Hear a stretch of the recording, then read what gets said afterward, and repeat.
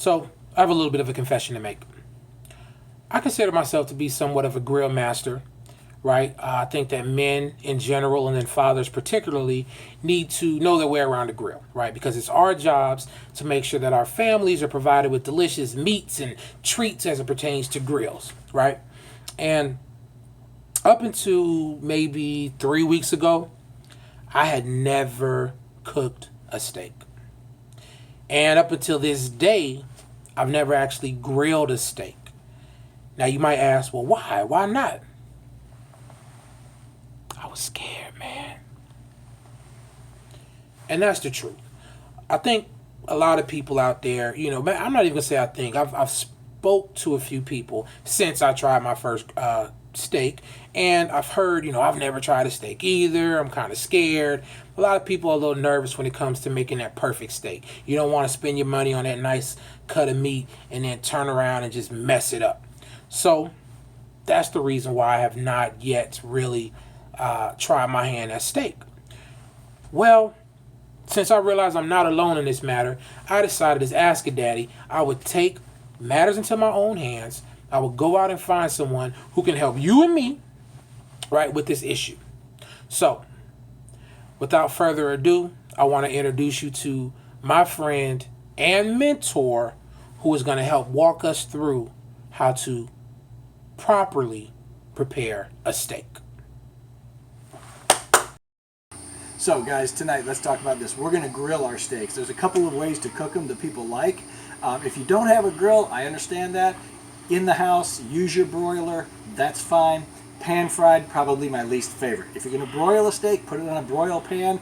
Get it about 2 inches below that top broiler only. It acts just like a grill, kind of, but it's in the house. Tonight, we're actually going to grill these steaks. So what I want to show you about the grill is a couple of things. There's some things you want to do before you put the steaks on the grill. Number one, make sure the grill is clean.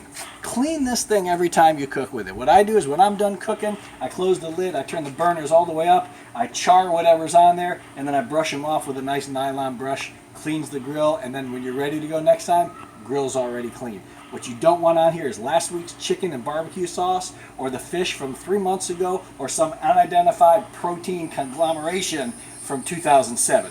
Make sure the grill is nice and clean. Also, what I've done before you guys got here was I've oiled these grates. You want to make sure the grates are nice and oiled. Just regular vegetable oil, paper towel or rag, wipe it on there.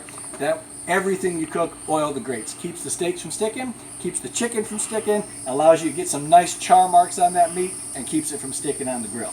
So what we're going to do is we're going to turn the grill on, all 3 burners, hit the starter switch, and we're going to let the grill get nice and hot. We're going to leave it closed for about 5 minutes, and what we want to do is we want to get this temperature, it's going to get up to about 400 degrees, and what we want to do is allow those grates to build some heat up in them. I use the cast iron grates because they really hold the heat very well and put a nice sear on the outside of the meat. So we're going to let this get fired up, literally, while we go get the steaks. All right, let's talk about steaks. I realize that not everybody has the budget for steaks every week. I get that. Plus, you don't want to eat steak every day, every week. Anyway, when you do go buy some steaks, put some money into a good cut of beef.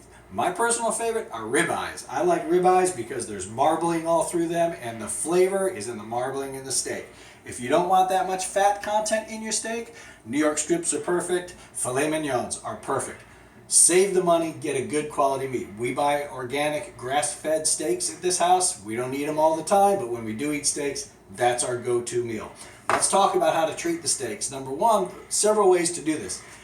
Guys, remember, you're buying steak to eat beef, not seasoning. So don't kill the steak with a bunch of seasoning. You can marinate steaks. Some guys like to put a liquid marinade. If you're going to marinate a steak, at least 4 hours in the fridge, preferably overnight in the fridge. That's the best. Before you throw those steaks on the grill, you want to get them out of the fridge, put them out at room temperature, and warm them up to room temperature for about 30 minutes. You want to get the chill off them.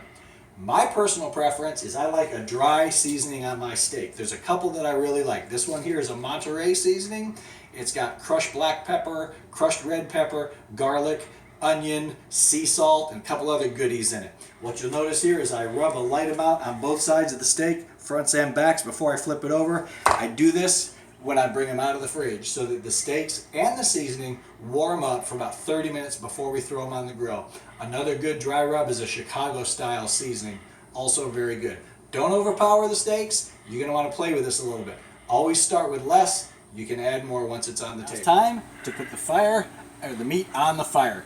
This is where all the magic happens. We've pre-seasoned the steaks. We've allowed them to sit out for about a half hour, bring them up to room temperature.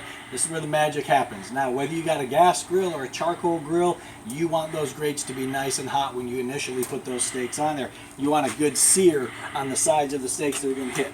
So let's talk about this for just a little bit. Let me tell you what you don't want to do, guys. What you don't want to do is you don't want to overcook the steak. It's the #1 mistake. You go to a good steakhouse in America or any parts of the world, good chefs will not serve well-done steaks. At that point, you may as well put a Sperry topsider on here and serve it with some A1 sauce.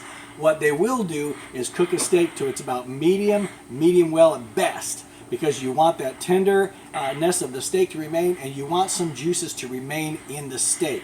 Which brings me up to another point. You know what you don't see on this grill? You don't see a fork or anything to poke meat with. There is no reason to ever poke any meat on the grill. If your grill came with a fork, pitch it. You want tongs all the time, or you want to use a spatula. Steaks, you use tongs. There's never a reason to poke the meat. As soon as you break that seal, juices come out and you've dried out the meat. Let's get this steak on the grill. What we're going to do, this grill's nice and hot. We're going to throw those steaks on there, give them a good sear on one side.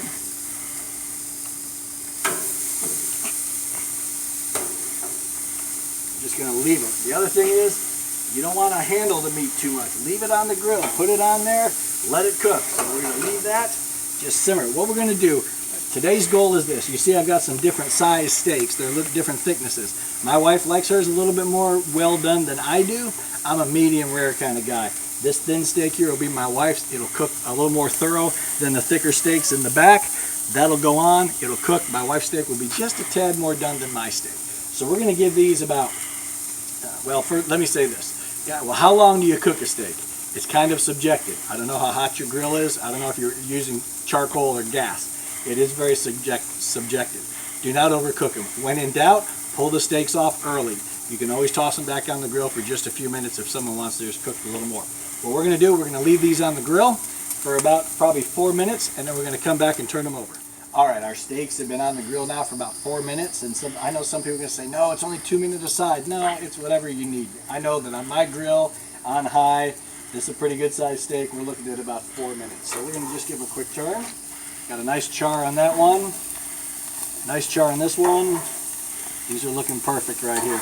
The other thing you guys want to be careful on if you're grilling too, you'll notice my grill, I don't know if you can get this, but I've got what they call these flavor savers that are these bars actually over the flame. What that does is if the steak does drip some juice, it keeps the flame from rising up and just scorching the steak. Buy a good grill. Mine came with these flavor bars, these flavor savers. They're awesome. Every once in a while a little flame will come up and just kiss the steak. I'm okay with that. What I don't want is the whole bottom side to get charred because I went into the house for a minute to get a glass of iced tea and I came out here and had charcoal on the grill. We've cooked the steaks, we've turned them over, season's perfect. What I've looked for is to make sure that there's really not any of the red bloody juice still coming out. We look like we're in good shape. Steak is still nice and tender. It's a little bit going to be about medium rare once we take them inside. So what we're going to do now is we're going to plate them. And we're going to get ready to take them in the house, and the next step is key for good steaks. So we're just going to plate these steaks and take them into the house. So stay with me and come on into the house. Critical component. What you don't want to do is take the steaks off the grill or out of the broiler and cut right into them. What's happened here, if you kind of consider the science, is that as the meat got hot and got excited, the fibers started doing things, the juices got all crazy, and now it's all discombobulated. Most people make the mistake, they take the steaks off the grill, they cut into the steak, and all of this red juice runs on their plate, and they think, these are way too bloody. What you need to do, they need to rest. You need to loosely tent them with a piece of aluminum foil. You're not really holding the heat in, you're just tenting them. Give them a rest for about 10 minutes. It causes all the fibers to get back to where they need to be. It absorbs that juice back into the steak so that in 10 minutes, when we cut these open, you're going to bite into probably the most juicy steak you've ever cooked. Resting is the key. here's a little bonus footage for you while we're out here grilling an entire meal tonight. We're going to throw some summer vegetables on the grill. What I've got here is just some fresh zucchini, some fresh summer squash. I've brushed it with a little bit of olive oil. What we're going to do is start these things. The grill is down to about a medium heat. These don't take long at all. I'm serious. They're like 5 minutes. We throw them on, and then I'm going to throw a dressing on the top of them in just a few minutes. You don't want to overcook these. You still want a little bit of crispiness to them. You don't want them to get mushy. So we're just going to give them a quick char right here. We turn them over in about 2 minutes. What I did was I brushed these with some olive oil on the bottom side here.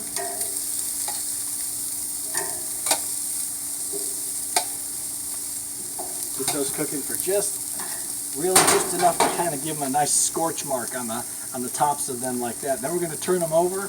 When we turn them over, what I've done is I've made a really neat mix of some rosemary seasoning that we have and some Parmesan cheese. So we're going to turn them over, flat side up. We're just going to sprinkle that Parmesan cheese and rosemary mixture over the top, close the grill for about 1.5 minutes, enough to melt that cheese, put them back on the tray and take them in. The moment of truth is here. Steak's done, potatoes are perfectly baked, the summer squash and the zucchini perfectly done with some seasoning. The moment of truth is here. It is summertime in Florida.